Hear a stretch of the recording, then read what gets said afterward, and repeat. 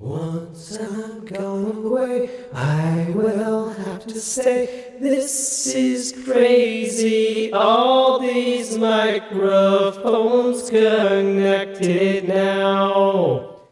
Hello, this is Eric of Not BIOS, and today I'm reviewing Maonocaster AM100 series.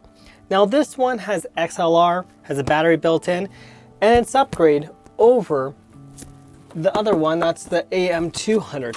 So I've reviewed this one as well.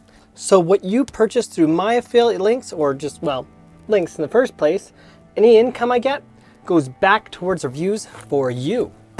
And for those that don't believe me or want extra proof, you can see it says paid in gift cards. And this is the receipt for this. Now in this review, I'm going to try it with the PM500. And I used $65.99 in gift cards to purchase this one. So we'll find out if the Shure MV7 will work with this. And how about Rode NTG? This is not XLR, but we'll find out if this works or how it works. Now let's get started.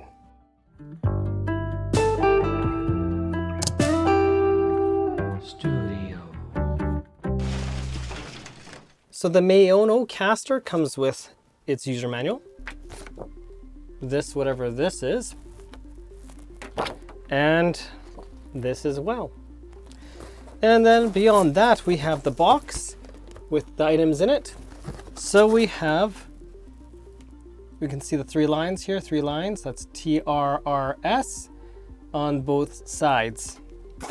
Normally for a mobile phone type device when you have those three lines, but it might work with other devices as well. These are a regular stereo cable. You can see the two lines on each side. And here we have the USB for this device. So this would be, say, to your PC right here.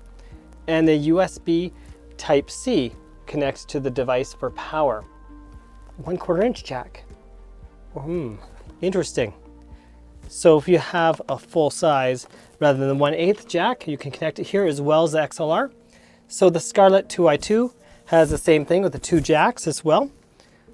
And of course, this being the same price almost, or maybe slightly more expensive than the 2i2, just slightly, that's pretty darn good. That has all these different features. So we have the denoise on or off. We also have all these other inputs. Okay, so those inputs are USB-C, of course, which powers it. So that'll be your power for the battery and also your interface to the PC. We have, of course, your power button. We have loop back on or off.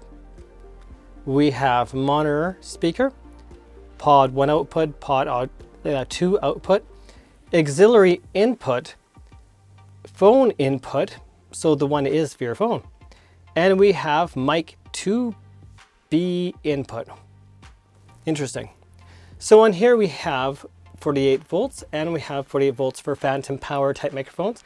That's for a condenser type microphone, such as this. Or my Sennheiser MKE600, which I also run, but I do prefer this when talking up close, has a better sound I find than that much more expensive microphone. And we have the MV7 that doesn't use phantom power. This is a dynamic microphone and needs a lot of gain to run, a lot of gain like volume boost. So right now we have the device powered by USB, but it's not on yet, and it can't connect to PC because the power is not on. Now we press the power button at the back end, and when we press it, now it can connect to PC and I can find the device. Now male voice, baby voice, female voice. Of course, we have all this little echo stuff, and you go to KTV and church, and it's just more so reverb, a different type of reverbs, like a room. Now let's try the electron. This is more so auto-tune. And when you go to auto-tune, of course, you can change it off just by pressing a different button. This is B flat, and this is B, what you ought to be. And this is pitch of C, and D flat, D flat, D, it's regular D major. G, A flat, and that's B, E flat. It's time for E, the pitch of E. Let's go to F now. Now if I want to do a song, it's best I get the right pitch. If I want it to sound not like it's so much auto-tuned. If I go to C, what you ought to be. Now let's get this off of there. Let's go to studio where I can Change the pitch now, and I can go really deep, or I can change it. To higher pitch effects. And now what mic I'm using is right here is the Sennheiser MKE600 with 48 volts phantom power. That is the mic you're hearing me on right now. I'm using mic 2 port. I could be using one if I chose to plug it in, or 2 mics if I want to. Now it's coming through on stereo to my PC, and that's what you're hearing, the sound recorded directly to my PC. I have the different switches here. I have Denoise on, and if I turn it off, we can hear that hiss. Again, I can turn that on, and it should be nice and quiet, no hiss. But let's see if I do this here. A few moments later. So it seems that the effect knob only works with the studio, KTV, and stuff like that for that echo reverb thing. So right now, it's on KTV, but there's like no echo. Now, if I turn this up, listen to this. It's halfway. It's all the way. Now we got lots of echo. Now we don't. Yeah. Lots of echo. Now it's halfway. Nope. So that's how that works. Okay.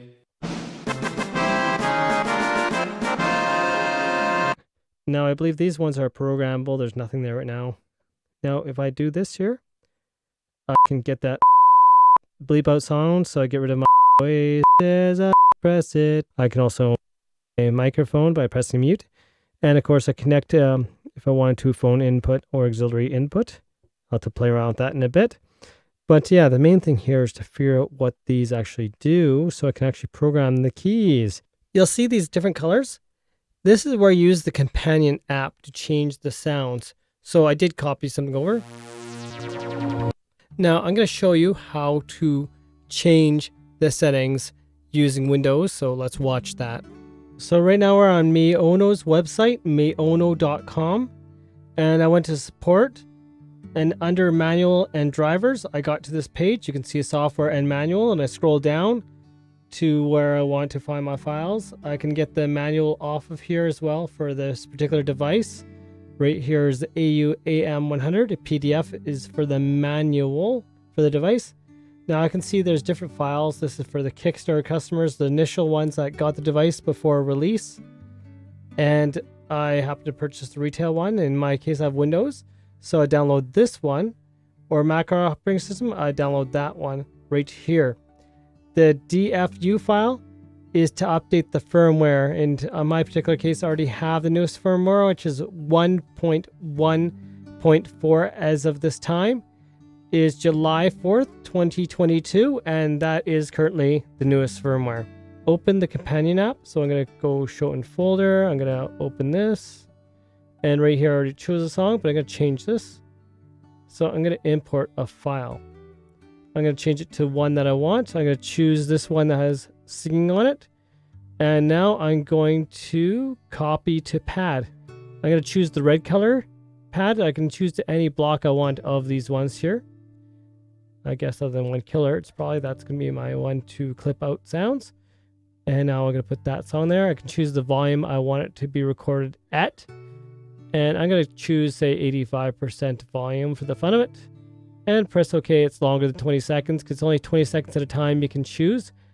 Now I'm going to play some music using my phone connected to this device. I'm using a 3-line cable, the TRRS cable, connected with USB-C to my Android AEJuice Zenfone Flip, because it's a flip camera. Anyways, this has a sound card built in, and that you can see the headphone little symbol on this little cable here. And this cable, I'll put in the link in the description so you could buy the same one, because you have to have like a sound card built into this thing for it to work with this. And now I'll play some music. You're a monster. So you should be able to hear that. Your phone volume level will adjust the sound of the music. So that's your level for the music itself. Now, if I press sidechain, and this is what happens, it dims the music until I stop.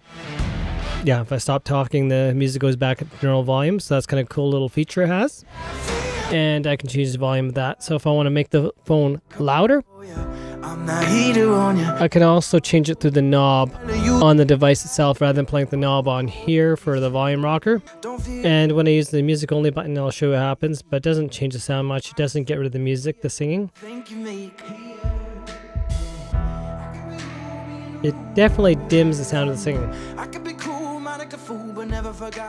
Are you a content creator looking to up your game? Check out AEJuice. In fact, I use the effects from AEJuice for my own videos, and a lot of my thumbnails have their emojis because, hey, it works and not overly expensive. Sometimes they have sales and they have the I Want It All bundle, so make sure it's compatible with your editing software before purchasing.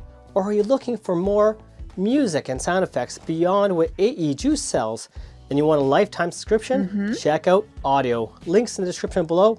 And in fact, that's what I also use, is Audiio for my music and sound effects.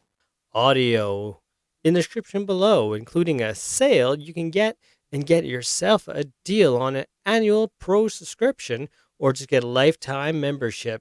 Not only that, you can also watch Xtreme, the movie, a movie that I made using all the different software, and yeah, check it out. Anyways, description below and see something really cool.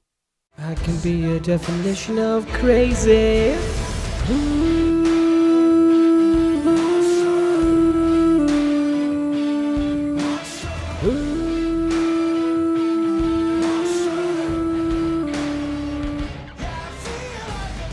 Well, you're here, subscribe to Not By You Studio, and hear more cool stuff like this, you know.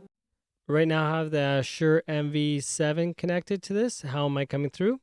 So this needs about as much gain as the Shure SM7B. So you could run it, but your volume level's not going to be too great. However, if I use something like a cloud lifter or this SEDM1 Dynamite, it makes a huge difference. Right now the volume turned right the heck up. It's ridiculously set high. I really can't turn up any louder. And if there's some hiss, well, I can't help it. I'm like maxed out on everything in terms of volume. Now when I connect this, I guarantee the volume is going to be way louder. I'm going to try to remember to avoid boosting this in post. You're going to hear quite quiet right now, which I'm actually trying to kind of shout to get some volume out of this. But check out when I connect this. Nah, holy creepies, that's loud. Okay, I'm going to turn this way down. That is insane. So, okay, let's get this closer now. Okay, good. Now the volume, of course, is a lot louder, and with this, I can turn down the mic decently and have some decent volume just using this. So the Shure MV7 is not going to be a problem using a lifter or this Dynamite DM1 device. Now I'm testing with the Maono AM100.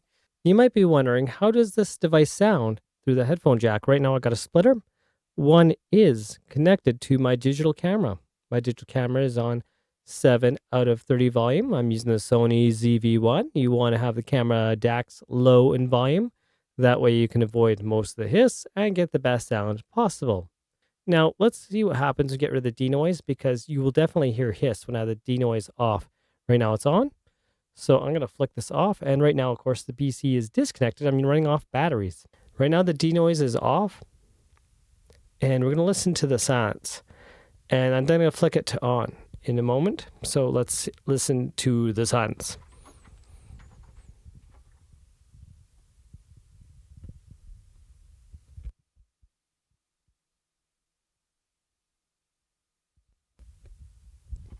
What a difference, eh? So let's go with that. Right now the denoise is off, and you hear me speaking right now, and now the denoise is on. This is through the headphone monitor jack, and I have a splitter here so you can hear it through the camera. Now you know how that sounds as well. It's pretty clean when the denoise is on. So you could use this through digital camera and get some decent sounding audio as you can hear right now. Rode NTG is on mic 2 port, and this one is connected to the phone input right here. And this one is connected to mic 1. The only problem is they're all one. There's no separating left or right. They're all one channel, there's no left or right. There's one channel, there's no left or right. It is what it is, and you know.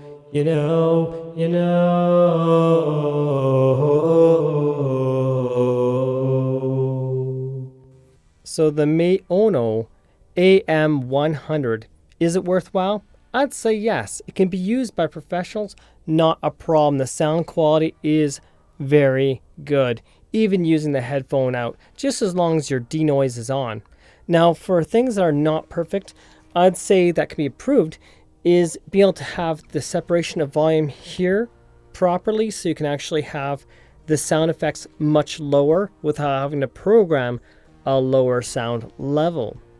Also, if this had a left and right channel for speaker volume, that'd be great. So you could have one on the left and one on the right, or choose both. Would make this truly a professional device to be reckoned with. Now there are cheaper options, such as the AM200, but the AM200 is more of a hobbyist device with not the same quality, but it's still a fun device to use. Thanks for watching, and have yourselves a most wonderful day. Once I'm gone away, I'll be on my way.